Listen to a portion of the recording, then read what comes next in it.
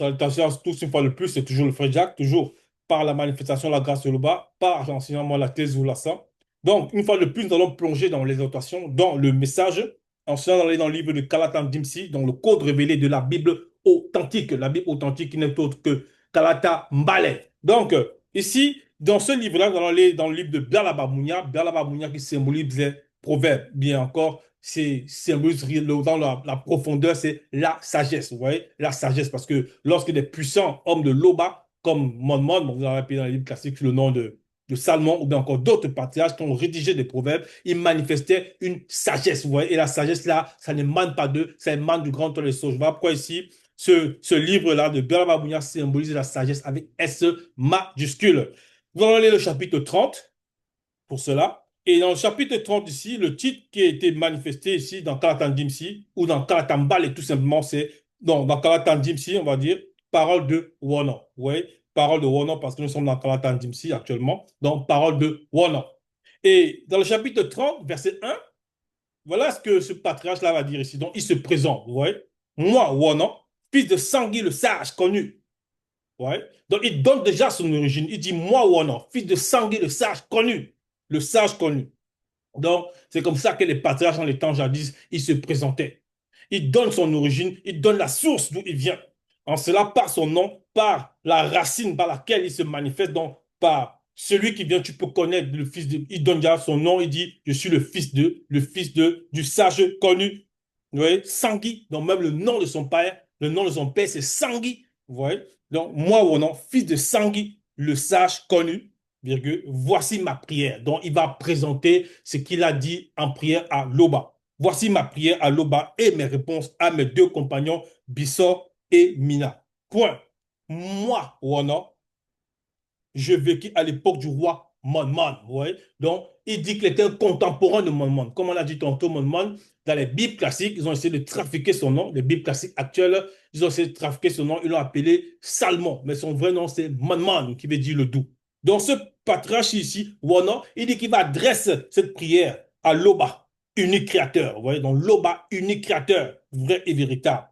Et mes réponses à mes deux compagnons, Bissor et Mina. Donc, il a apporté aussi des réponses à ses compagnons, Bissor et Mina. Voilà. Donc, il précise en plus qu'il était contemporain à l'époque du roi Moumman. Donc, c'était une période où la sagesse se déversait dans le visible, où il fallait avoir la connaissance. En même temps, cette connaissance-là, ce n'était pas pour épater les gens, ce n'était pas pour montrer aux gens que non, dans l'arrogance, non, tu vois comment je suis intelligent, tu vois comment j'ai le discernement, ainsi de suite. Non, ce n'était pas ça. C'était pour aider les frères, aider les sœurs à se développer dans le processus de sanctification. Ouais, c'est ça. À quoi sert la sagesse là? Donc, moi, Wana, j'ai vécu à l'époque du roi Manman. Point. Deux points plutôt. Voilà, il introduit ici la prière. Oui, je suis moins instruit par rapport à un initié en chef. Donc, il reconnaît déjà qu'il est moins instruit par rapport à un initié en chef. Un initié en chef, c'est qui? C'est quelqu'un qui est intronisé par le verbe de le bas. Lorsqu'on dit initié en chef, c'est-à-dire qu'il est déjà initié. Maintenant, c'est un chef parmi les initiés.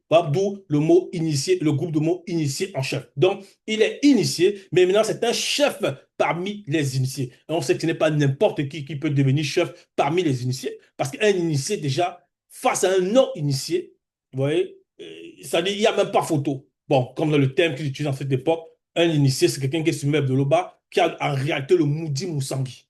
C'est ça un initié. Donc le Moudi Moussangui, donc c'est le Saint-Esprit. Donc, le Saint-Esprit, donc avec esprit, avec E majuscule. C'est ça réellement un initié. Vous voyez? Donc lui dit ici, oui, je suis moins instruit par rapport à un initié en chef. Donc, il dit néanmoins qu'il instruit. C'est pour ça qu'il dit moins, il ne dit je ne suis pas instruit. Il dit je suis moins instruit par rapport à un initié en chef. Oui, il reconnaît. Ouais, donc, il montre déjà là-bas son humilité par rapport à cette fréquence-ci de l'enseignement. Oui, je suis de l'initiation. Oui, je suis moins instruit par rapport à un initié en chef. Point. Verset 3. Je n'ai point encore acquis la sagesse interdite et je n'ai pas accès à la manifestation, la connaissance de celui qui est. Point. Donc, il dit ici, je n'ai point encore acquis la sagesse interdite. Vous voyez? Donc ici, le groupe de mots sagesse interdite, les deux mots-là commencent par des lettres majuscules. Là, il dit, je n'ai point encore acquis la sagesse interdite. Oui. Pourquoi il dit la sagesse interdite? Mais certains vont dire, mais pourquoi cette sagesse-là interdite? Je n'ai point encore acquis la sagesse interdite. Donc, il dit néanmoins, avant cela, il a précisé ici qu'il n'est pas aussi instruit qu'un initié en chef. Il le reconnaît. Il n'a pas encore acquis la sagesse interdite. Il n'a pas encore acquis la sagesse interdite. Donc, qu'est-ce qu'il veut faire comprendre ici?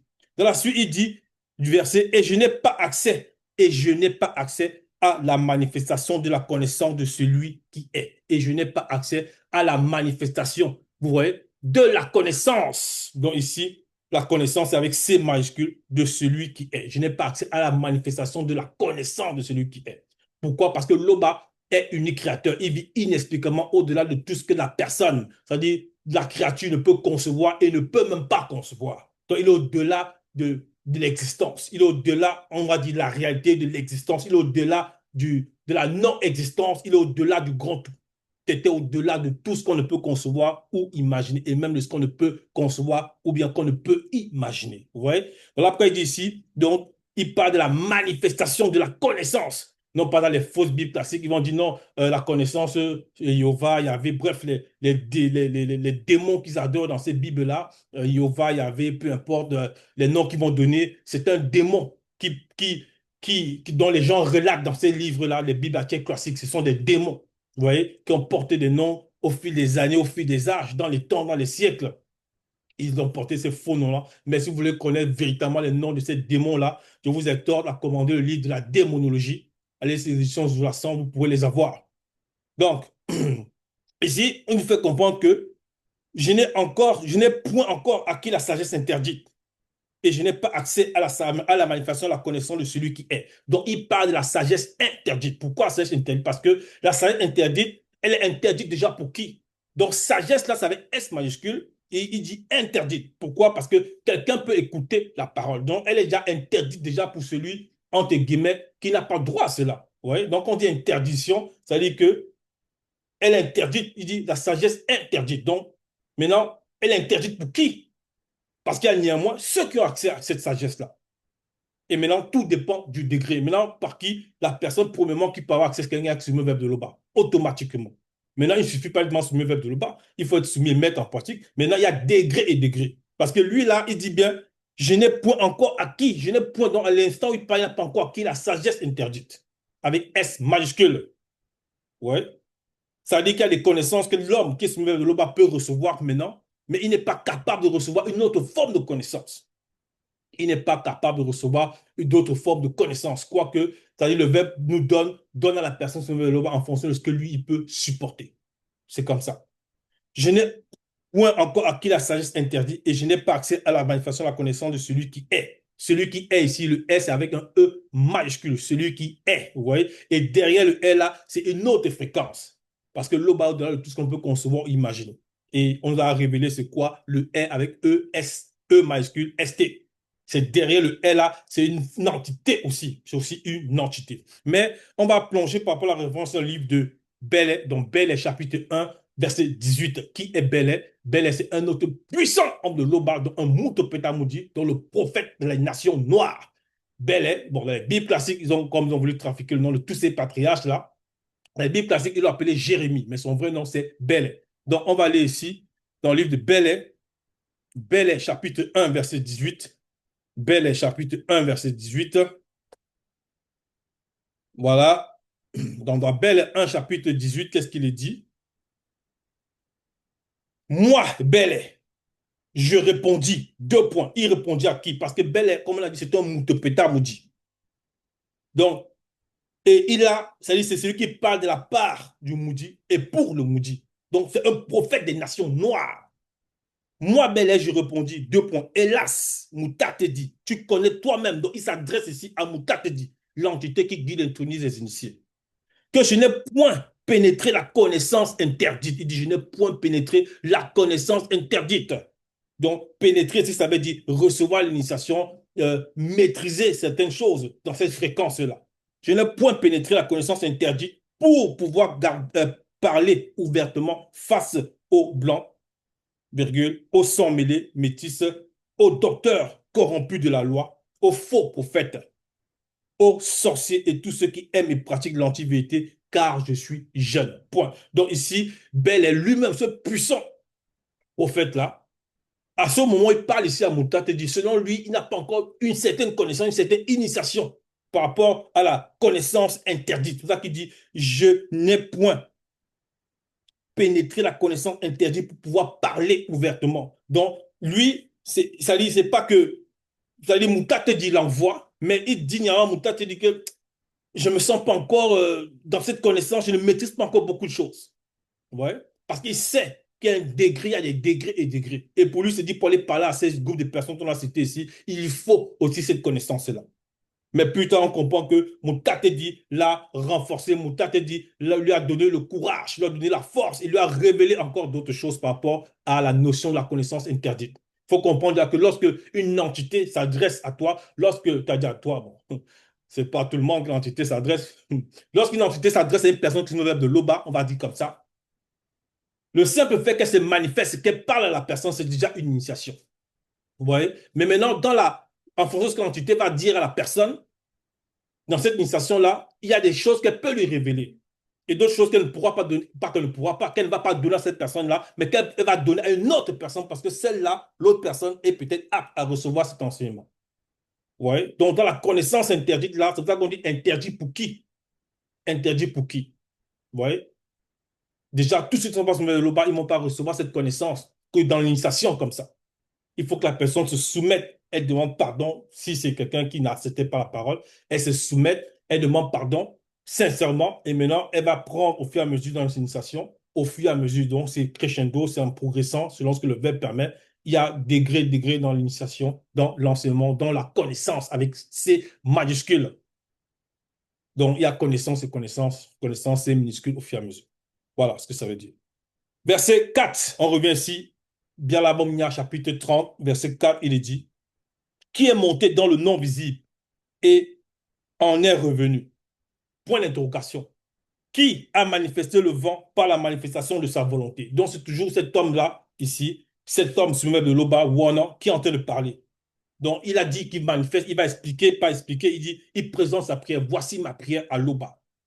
Et mes réponses à mes deux compagnons Bissot et Mina, c'est ce qu'il a dit le verset 1. Le verset 4 ici dit, qui est monté dans le non visible, donc non visible avec un N majuscule, qui est monté dans le non visible et en est revenu. Donc lorsqu'on entend le non visible, vous voyez, on fait allusion directement aussi au grand ordre des choses. C'est pour ça que c'est en majuscule. Parce qu'il y a aussi le non visible du visible. Le non visible du visible, ça veut dire que c'est le visible, mais c'est l'invisible dans le visible. Pour mieux comprendre cela, ça dit dans la réalité du visible, dans la réalité du visible, il y a des choses néanmoins qui sont cachées au commun, c'est-à-dire à l'œil de celui qui n'est pas initié par le verbe. On va dire comme ça. Vous voyez? Donc, la personne ne va pas peut-être voir la fréquence des démons, par exemple, c'est une fréquence. Les démons sont dans le non visible, du visible, par exemple. Ouais. Mais ici, on nous dit bien non visible avec N majuscule. On parle ici de la réalité d'au-delà du visible, c'est-à-dire le grand toit des choses, qui est monté dans le non visible et en est revenu. Donc, il y a un point d'interrogation. Il pose la question. Qui a manifesté le vent par la manifestation de sa volonté? Volonté, ici, c'est avec un V majuscule.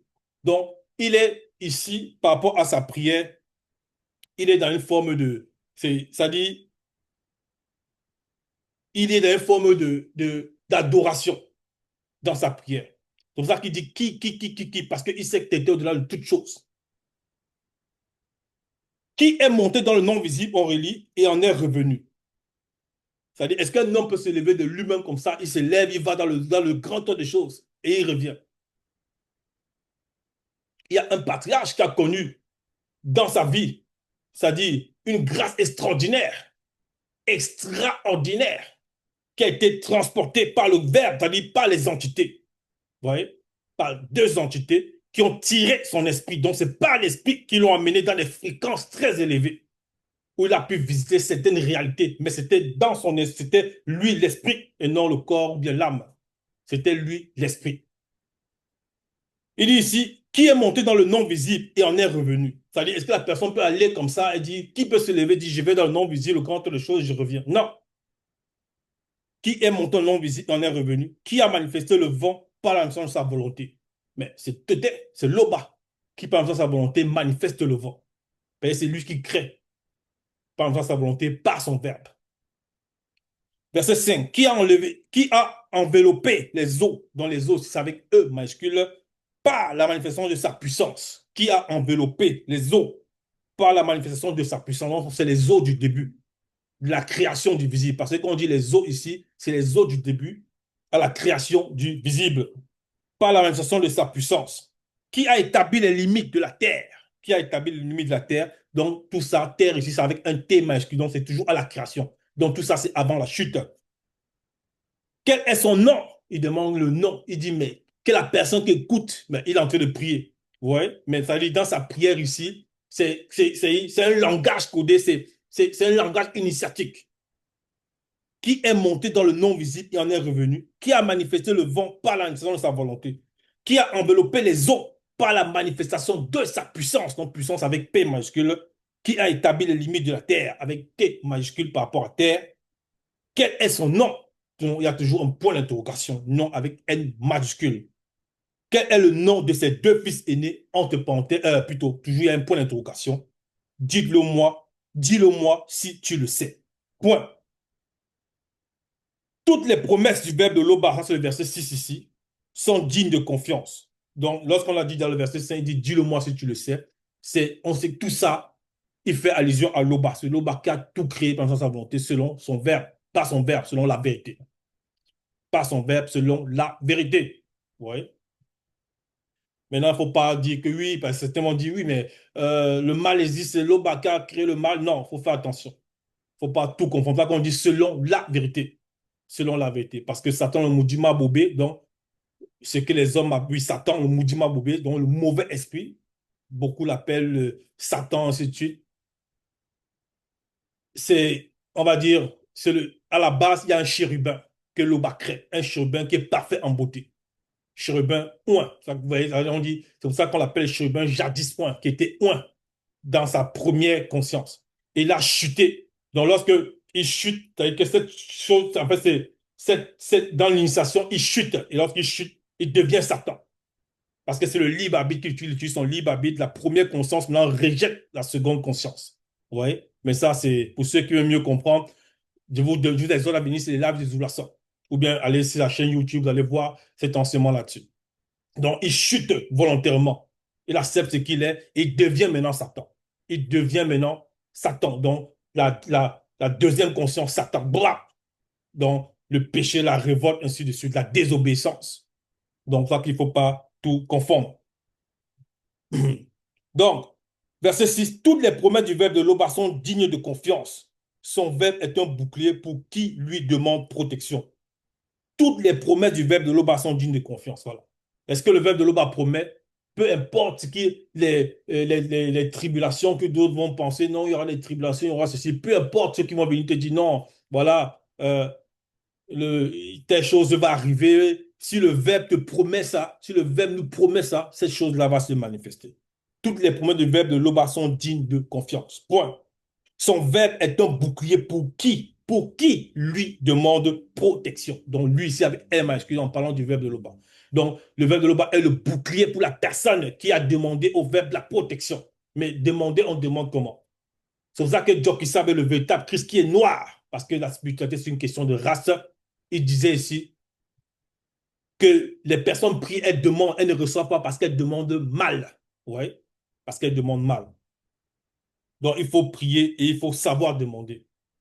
Il faut savoir. Savoir demander, ça veut dire on demande en étant déjà dans la vérité. Donc, si quelqu'un, peut-être, c'est une femme, on va prendre l'exemple, elle veut avoir, on prend l'exemple, un homme, voilà, comme ça, qui écoute les messages, qui marche, il est dans la marche de sanctification, et il veut peut-être son épouse, selon la vérité, et qu'il n'arrive pas à trouver son épouse selon la vérité, il faut qu'il se donne les moyens, selon le verbe. Les moyens sont le verbe, il y a l'initiation pour ça. Ça veut dire quoi? La tenue, la bonne conduite, ainsi de suite. Bon, ça, c'est notre détail, c'est notre message, mais on ne va pas entrer dedans. Mais la personne doit respecter, en fait, déjà, les principes. Déjà, il faut se soumettre à la vérité. Il faut être selon la vérité. Ouais. Donc, est-ce que peut-être il est capable de subvenir aux besoins d'un foyer? Est-ce que s'il prend une femme, il est capable de subvenir à ses besoins? Sa femme, c'est-à-dire une femme, c'est-à-dire sa femme comme il souhaite, ainsi de suite. Est-ce que, voilà, et dans notre cas encore, si il veut peut-être il veut peut-être un travail, ouais, avoir des revenus. Est-ce qu'il a une formation? Est-ce qu'il s'est formé dans le domaine? Est-ce qu'il y a, il faut toujours être selon la vérité. Donc, avant d'aller prier, il faut toujours être selon la vérité. Si la personne a commis des fautes, elle demande pardon, elle s'humilie dans la prière avant maintenant de demander selon le verbe. Donc, il faut toujours fermer les portes. Toutes les promesses du verbe de l'Oba sont dignes de confiance. Son verbe est un bouclier pour qui lui demande protection. Pour qui lui demande donc la protection là, on l'obtient quand on est soumis au verbe de tété. Verset 8. Verset 8. Voilà, il dit ici, n'ajoute rien, verset 7 plutôt, n'ajoute rien à ses paroles. N'ajoute rien à ses paroles. Dans les paroles qu'il est en train de dire ici, ou non, il demande de ne pas ajouter quelque chose à ces paroles-là. N'ajoute rien à ces paroles, sinon, Mouta te dit, te réprimandera et tu seras traité de menteur. Sinon, Mouta te dit, te réprimandera et tu seras traité de menteur. Oui, parce que ce qu'on va comprendre, c'est que les paroles d'un homme qui est soumis de l'Oba, ouais, un homme même qui est initié, encore plus, si il est mandaté du verbe et qu'il dit des phrases et que quelqu'un prend ces phrases-là, dit non, je vais ajouter quelque chose dessus, ou bien la personne dit non, je vais prendre ces phrases-là, je vais retrancher des choses dessus, mais la personne est dans une faute terrible. Elle est dans une faute terrible.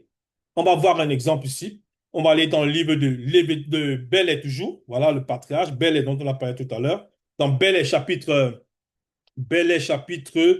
1, on va aller au verset 22. Voilà, Bel 1, chapitre 22.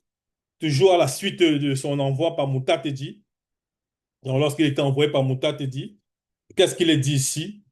Puis, il avança spirituellement la main et toucha ma bouche. Donc, qui parle ici, c'est Bel.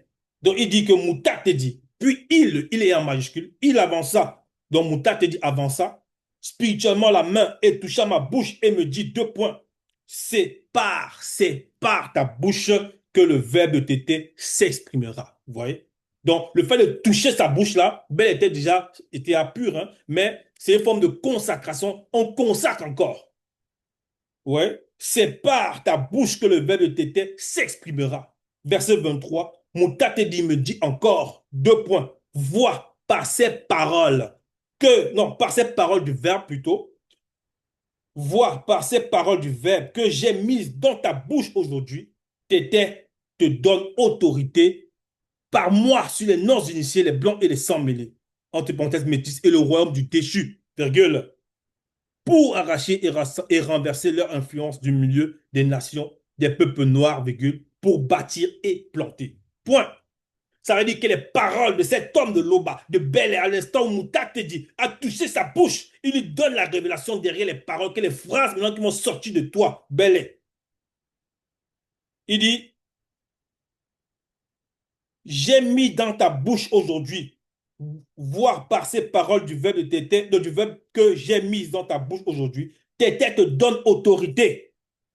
Tété te donne autorité. Ça dit que les paroles là, c'est l'autorité. Dans l'instant où tu vas voir ces phrases, tu vas vouloir les retranscrire, tu vas vouloir retrancher, tu vas vouloir ajouter plutôt ta part.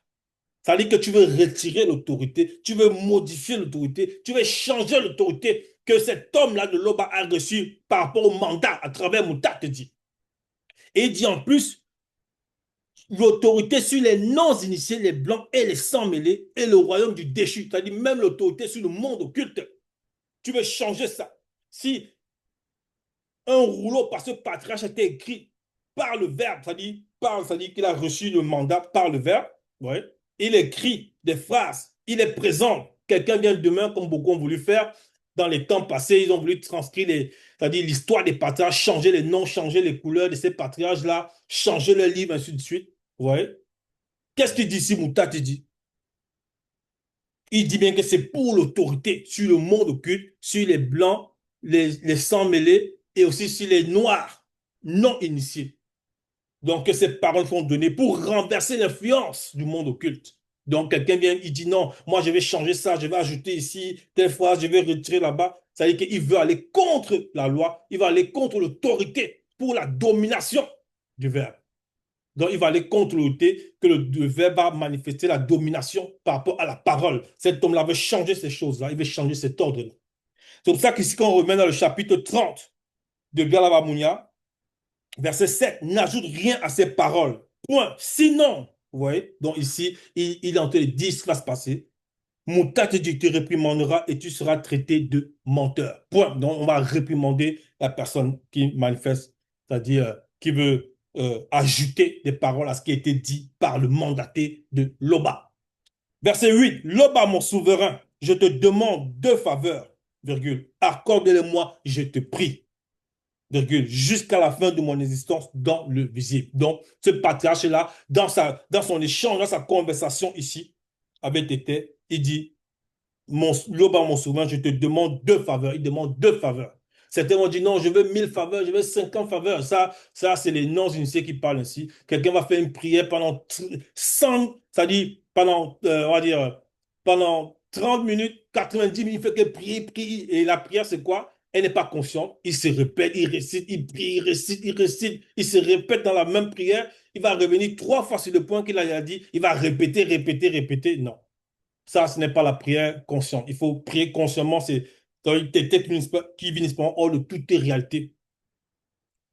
Il est au-delà du vivant. Ouais. Donc, son verbe est vivant. Les entités sont vivantes. Mais la personne, lorsqu'elle est au travail, va parler à son collègue, elle est consciente que son collègue l'écoute. Vous voyez? Donc, elle va faire attention à ce qu'elle dit.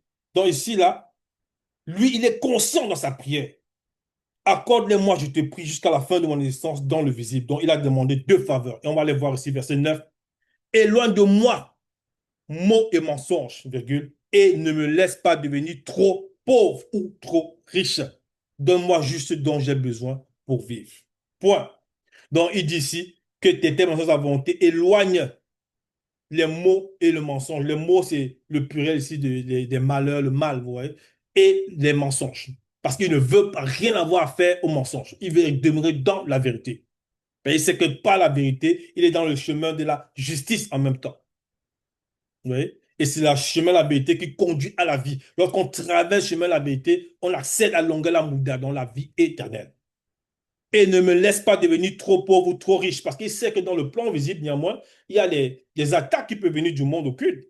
C'est-à-dire des démons de circonstances peuvent susciter des circonstances. C'est-à-dire que la personne peut même souvenir de l'Oba, elle ne pêche pas, mais les démons de circonstances, par rapport à l'œuvre que la personne veut exercer, la personne veut partager les rouleaux, elle veut propager, et la personne peut-être est mandatée pour exhorter, et la personne peut-être, voilà, a tout simplement le mandat de guider le peuple, tout simplement, dont un initié en chef consacré, par exemple.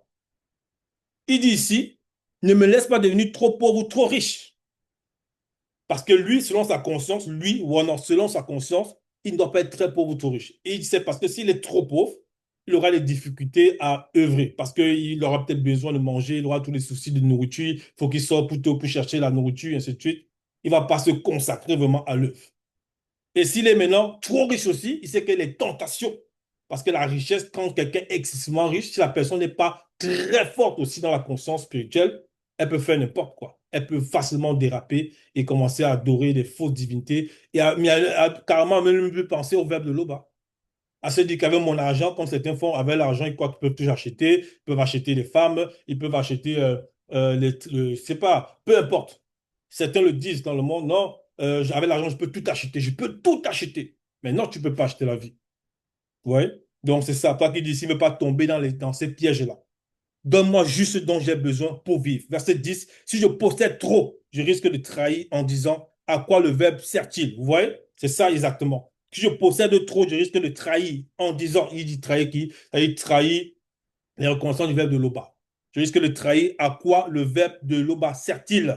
C'est-à-dire que la personne peut se dire qu'elle a trop d'argent, elle commence à mépriser les personnes, elle méprise les gens, elle est arrogante, elle est orgueilleuse, prétentieuse, ainsi de suite, parce que si avec mon argent, je peux tout faire, ils sont tous asservis. Elle veut écraser, dominer les personnes. Ça, ce sont les mauvaises personnes. Parce que un homme peut être très riche et se lever de l'Oba. La preuve, Mon, ce roi qui avait une connaissance extraordinaire, il était doté d'une richesse incroyable. Mais c'est le verbe qui lui a permis d'avoir cette richesse-là. Parce qu'avec sa conscience et aussi l'intelligence qu'il avait, il pouvait supporter ce degré.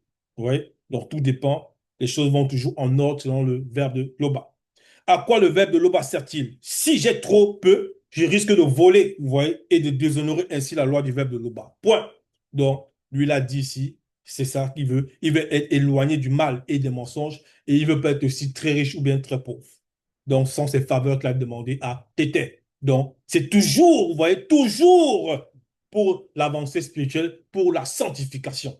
Donc, c'est toujours pour s'élever spirituellement. Donc, il ne fait pas des demandes pour aller faire plaisir aux gens, pour aller faire le moitié vu. Écoutez, j'ai acheté un Ferrari, j'ai acheté. Non. Il demande pour l'éveil spirituel. Verset 11. Ne calomnie pas un employé auprès de son employeur, sinon il te maudira et tu paieras pour ta faute. Point. Oui, ne calomnie pas un employé auprès de son employeur. Parce qu'il y a beaucoup comme ça, les entreprises qui le font, hein. Ils vont aller trahir, ils vont calomnier plutôt, voilà. Ils vont calomnier un employé auprès de l'employeur en disant non, voilà, ceci, il ne fait pas le travail comme il faut, parce qu'il est peut-être jaloux de celui-là qui fait peut-être bien son œuvre. Il va le calomnier, il va dire regarde, ainsi de suite. Il vend peut-être les secrets de l'entreprise à d'autres entreprises concurrentes dehors, alors que c'est un mensonge. Il va calomnier, il va dire beaucoup de choses, juste pour que l'employeur vise cette personne, chasse cette personne de son emploi. Ici, on dit, sinon il te maudira et tu paieras pour ta faute. Oui, parce que le fait de faire, c'est être méchant. Et si cet employé-là est conscient, il peut maudire. Il peut maudire cet homme qui a eu le calomnie auprès de son employeur. S'il est conscient, c'est-à-dire selon le verbe, ce qui est un question de l'Oba, il peut maudire celui-là et ça fonctionne. Ouais. Il peut le maudire, cette personne qui va le calomnier auprès de son employeur et ça fonctionne. Je dis bien si l'employé en question dont on a calomnié est soumis au verbe de Loba. On ne parle pas ici des personnes qui font n'importe quoi, qui mentent tout le temps, qui pratiquent les abominations, des choses incroyables. Ça dit qu'elle dit incroyable, ça dit abominable, c'est ça le mot. Et qui vont dire non, je veux aussi maudire celui-là. Non, non. On parle ici de l'employé qui est conscient selon la vérité. Ne calomnie pas un employé auprès de ton employeur, sinon il te maudira et tu paieras par ta faute. Point. Verset 12. Il y a des gens qui maudissent leur père et ne disent aucun bien de leur mère. Il y a des gens qui maudissent leur père et qui ne disent aucun bien de leur mère. Oui, il y a des gens comme ça. Il va grandir, il va dire maman, maman, papa, papa, aide-moi, ainsi de suite. Lorsque ses parents peut-être sont encore dans la force de l'âge, on va dire comme ça dit, ils œuvrent, ils aident les enfants, ils veulent que les enfants progressent. L'enfant, dès qu'il a une situation, son père l'appelle, il méprise son père, il dit, écoute, j'ai tout l'argent que je veux, ainsi de suite. Bon, pour ceux qui aiment trop se rapporter à l'argent, d'autres encore peuvent dire, j'ai beaucoup de terrain, ne me parle pas comme ça, t'es qui? Ils vont mépriser les parents. Peut-être la maman va vouloir donner un conseil, bah, je ne veux pas t'écouter, tu as rien à me dire, tu n'es rien du tout, j'ai de l'argent. Il y en a comme ça, très arrogants, très imbus de personnes. Et lorsqu'ils vont faire ça, après, ils vont aller jusqu'à maudire les parents. C'est ça qu'on dit ici, il y a des gens qui maudissent leur père et ne disent aucun bien de leur mère. Ouais. Mais qu'est-ce qui peut arriver à quelqu'un qui pratique ce genre qui manifeste ce genre de comportement? On peut le voir ici dans le livre de, on peut le voir ici dans le livre de Bélé, mais pas plus Bélé, le patriarche. Donc, on va aller dans Bélé Lévético, donc appel à la conscience intérieure. Donc, Bélé Lévético, chapitre 15, au verset 2. Ici, c'est par rapport à ceux qui maudissent une catégorie de personnes. On va voir un exemple, on va lire rapidement. Bel chapitre 15, verset 2, il est dit, si un homme maudit son père ou sa mère, initié, virgule, il doit être mis à mort spirituellement. Il doit, on n'a pas dit il peut, on n'a pas dit peut-être qu'il faudrait. Il doit. Donc c'est directement une obligation. Il doit être mis à mort spirituellement. Il est seul responsable de sa déchéance après avoir été désavoué par l'entité de déchéance. Virgule. Puisqu'il a maudit ses parents, entre parenthèses, et le coupable recevra aussi le châtiment connu par les initiés. Point. On l'a bien dit ici, un homme, ou si un homme maudit son père ou sa mère initié, on parle ici des parents qui sont initiés. Donc, si l'enfant d'un initié pas maudit, s'il fait l'erreur parce qu'il a son libre arbitre, il peut être initié par les sept parents initiés, il a son libre arbitre, fait n'importe quoi. S'il ose venir maudire ses parents, lui là, il mérite directement la mort spirituelle. C'est ça qui est dit ici. Mais dans le livre qu'on a lu ici, de Bernard 30 de Wono, il dit dans le verset 12, il y a des gens qui maudissent leur père et ne disent aucun bien de leur mère. Ouais, il y a des gens. Il n'a pas dit il y a des gens qui maudissent leur père initié. Ça veut dire que toi ou bien ces personnes-là qui ne sont pas forcément, qui ne sont peut-être pas initiées, même eux, ils n'ont pas le droit de maudire leur père ni leur mère. Ça, c'est la différence. Eux aussi n'ont pas le droit. de maudire ni le père, ni le mère, même s'ils ne sont pas des initiés. Ils n'ont pas aussi le droit. C'est pour ça qu'il dit ici, il y a des gens qui maudissent leur père et ne disent aucun bien de leur mère. Parce qu'il y a néanmoins ce qu'on appelle le droit d'aînesse. C'est-à-dire, même si son père n'est pas initié, ou sa mère n'est pas initiée, il ne va pas maudire son père ou sa mère, néanmoins. Verset 13. Il y a des gens qui se croient purs alors qu'ils ne sont pas lavés de leur souillure. Oui, il y a beaucoup comme ça. On prend l'exemple, les faux pasteurs, les fausses assemblées. Dans les fausses assemblées, les églises catholiques, églises protestantes, églises évangéliques, bref, toutes et les autres formes d'églises encore qui sont là dans le visible. Peu importe l'église, peu importe le nom qu'ils vont se donner, bref, les derniers témoins de ceci, les ceci de cela, bref, peu importe le nom les faux pasteurs, comme tous ceux de ces assemblées-là, ils vont se croire saints. Oh, regarde l'onction, regarde comment ils parlent avec l'onction, c'est ce qu'ils vont dire. Le pasteur va peut-être, ou bien le prêtre, peu importe le titre qu'ils vont se donner, il va peut-être tousser, les gens vont applaudir, les gens vont faire des choses. Oh non, il est saint, il est ceci. Il y a des gens qui se croient purs alors qu'ils ne sont pas lavés de leur souillure. C'est ce type de personnes. Et mais aussi, quelqu'un peut écouter la parole et avoir un ressenti. C'est-à-dire, quelqu'un peut écouter la parole et apprendre à mettre en recommandation le verbe de bas. Et à un moment, elle pense qu'elle atteint un degré où elle est déjà pure. Parce que le verbe purifie. C'est par l'obéissance à la parole qu'on est purifié. Là, nous sommes d'accord. Donc, le fait d'écouter la parole et de mettre en pratique le verbe nous purifie au quotidien. Vous voyez? Mais maintenant, il paraît que quelque part, le quotidien, la personne a fait quelque chose qu'il ne fallait pas. Mais la personne reste dans cet état-là, on lui demander pardon. Elle dit non, je suis plus, j'écoute les messages, j'ai la connaissance. Et ça, il faut faire très attention. Il faut faire très attention avec cela. Là, qui dit ici, il y a des gens qui se croient purs alors qu'ils ne sont pas lavés de leur souillure. Il faut faire attention, il faut toujours se purifier par le bas, demander toujours pardon par rapport à tout ce qu'on a pu commettre dans la journée et même dans le sommeil. Parce qu'en général, quand quelqu'un rêve, la personne peut rêver et manifester aussi des mauvaises actions. Cela aussi est compté parce que c'est toujours des réalités. Il y a des gens aux yeux pleins de mépris, verset 14, qui regardent tout le monde de haut. Oui. Il y a des gens aux yeux pleins de mépris. Dans le monde, ça existe. Il y en a tellement. Quand on dit le monde ici, il faut commencer par là, ceux qui ne sont pas soumis de l'Oba. C'est-à-dire, premièrement, c'est-à-dire, il y en a c'est-à-dire, le mépris, tu viens comme ça dans une entreprise ou bien dans un lieu de service public, tu veux demander un service, la personne te regarde de haut en bas, elle dit, mais celui-ci il se prend pour qui peut me parler comme ça? Ou bien il va te dire, tu sais qui je suis? Ou bien elle va te dire, tu sais qui je suis? Ouais. Il y a des gens aux yeux pleins de mépris qui regardent tout le monde de haut. Ouais. Donc, ils regardent comme ça, ils se disent, mais celui-ci se prend pour qui pour m'adresser la parole? Allez, va t'asseoir là-bas, attends, tu n'as qu'à attendre.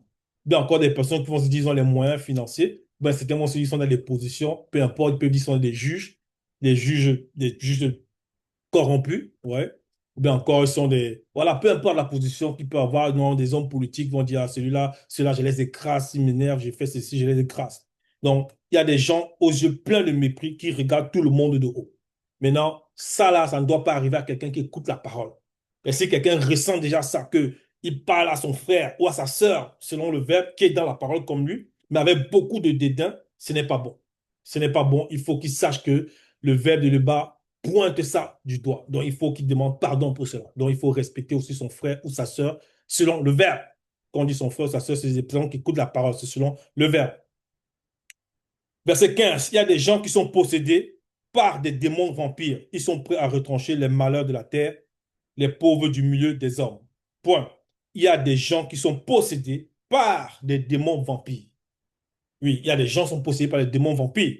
Ils sont prêts à retrancher les malheureux de la terre, les pauvres du milieu des hommes. Oui. Parce qu'il y a des personnes comme ça qui sont assoiffées de sang. Ils aiment le mal, ils aiment pratiquer le mal. C'est-à-dire, ils vont tuer des personnes, ils vont boire le sang, des choses comme ça. Soit disant quoi, ils vont se dire qu'ils ont les pouvoirs, alors que c'est des pratiques de démons, c'est la sorcellerie pure, tout simplement. Peu importe la branche, peu importe dans quoi la personne se trouve, elle va dire c'est la doctrine, peu importe. Ce sont les doctrines de démons. Ça qu'on dit ici, il y a des gens qui sont possédés par des démons vampires. Ils sont prêts à retrancher les malheureux de la terre. Donc, même s'ils sont prêts à sacrifier les populations pour rester au pouvoir pour certains, pour acquérir des terres pour d'autres, peu importe. Ouais, ils vont les sacrifier, ils vont dire sacrifier, ça veut dire qu'ils sont prêts à les faire tuer par la police, par l'armée, pour d'autres. Hein. Voilà. Ils sont prêts à retrancher les malheureux de la terre, les pauvres du milieu des hommes. Les pauvres du milieu des hommes. Parce que ça, là, ils ne peuvent pas faire ça aux initiés. C'est pour ça qu'ici, il dit bien ici, moi, Ô non, fils de sang et de sage, connu. Voici ma prière à Loba et mes réponses à mes deux compagnons, Bissor et Mina. Donc, ici, le livre de Bialaba Mounia symbolise la sagesse. Donc, les proverbes, il faut agir avec sagesse. Et recevons les conseils que ce tome de Loba, il a donné. Et aussi, mettons-les en pratique. Donc, Tété se glorifie toujours. Ainsi soit-il.